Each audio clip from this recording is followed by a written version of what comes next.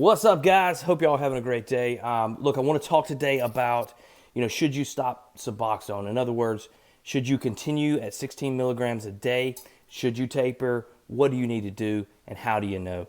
But first, let's talk a little bit about water. That's right, it's water today, not coffee. Trying to boost my hydration a little bit. Doing that for several reasons.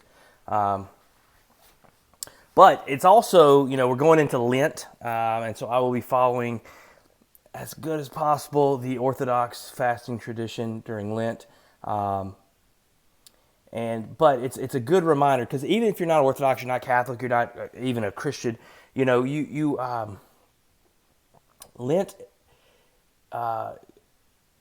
is a very interesting time, because we talk about the fasting, but that's not really the part of it. Like, it's about the prayer, it's about connecting to God, and it's about the charity that you do, forgiving other people and working to mend relationships and working on helping out people who are in need, and you're doing all that kind of in this preparation for Easter, which is, the holiday where we believe that Christ defeated death and was resurrected. And so we work throughout, this earthly life. We work on trying to connect with God and connect with other people, and to kind of live out this idea of resurrection every day. And I think this is important for people who struggle with addiction, to also see that their life is a resurrection, so to speak. But I don't want to talk too much in these terms. Just wanted to throw that out there. I'm not giving up coffee for Lent, if that's what you were thinking. I'm just drinking more water. Anyway, for other reasons. Now, let's talk about tapering, because I've had a couple people ask me recently, they were on 16 milligrams a day, and they wanted to know, is that okay? Like, is it okay just to stay on 16 milligrams a day? And that question is complicated, because one, I can't answer that. It needs to be answered by yourself along with your physician or whoever is treating your addiction. Okay, that's the kind of conversation you need to have, because I guess personally, I don't think it's a problem at all if somebody's on 16 milligrams of Suboxone a day and they want to stay on that for an extended period of time, years. I think that's okay for some people. Some people need that, and I have a lot of negative comments anytime I talk about this kind of stuff. No one needs to stay on that stuff. It's poisonous, toxic, or whatever. But what they don't understand is that some people, that high of a dose is not as strong as it might have been to them. You know what I mean? So there's some people who get on Suboxone and they're able to get down to 4 milligrams or 2 milligrams rather quickly. And so they think that anybody who's over that, is on too much. But they don't see that, man, there's a wide spectrum of people, and with different needs and different, circumstances in their life. The last thing we need is for another person to overdose on heroin or fentanyl. What we need is people getting treatment, okay? And we don't need to be criticizing other people's treatment. We need people to take the medication appropriately, as prescribed, and we need it to be done in a safe and effective way. And they then need to work on their recovery, like we've talked about so many times. And so people are going to be in different processes and different places in their life with their recovery. And so that is going to more determine the taper process. Now, I had somebody today, and she's ready to kind of, start to taper down. But what we decided was she was going to stay on her regular dose, and then on one day a week, like the least stressful day, she was going to take a little bit less. And then she was going to go back to her regular dose. So 16 milligrams a day every day, and then on Sundays was going to take 12 milligrams, okay? And she was going to divide out the 12 milligrams. She was going to take 4 milligrams 3 times a day. Do that on Sundays with the plan. And so we've got a plan in place. So that's once a week, a lower dose, but then back to the regular dose. Then the next week we're going to throw in a the next month, a Wednesday and a Sunday, right? Then the next month we'll go to every other day. Then the next month we'll probably drop it down to like 12, 12, 16, or depending on how she feels, just go down to 12.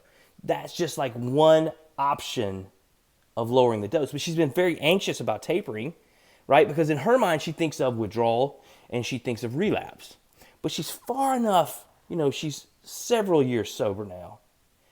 She's far enough out of the addiction world.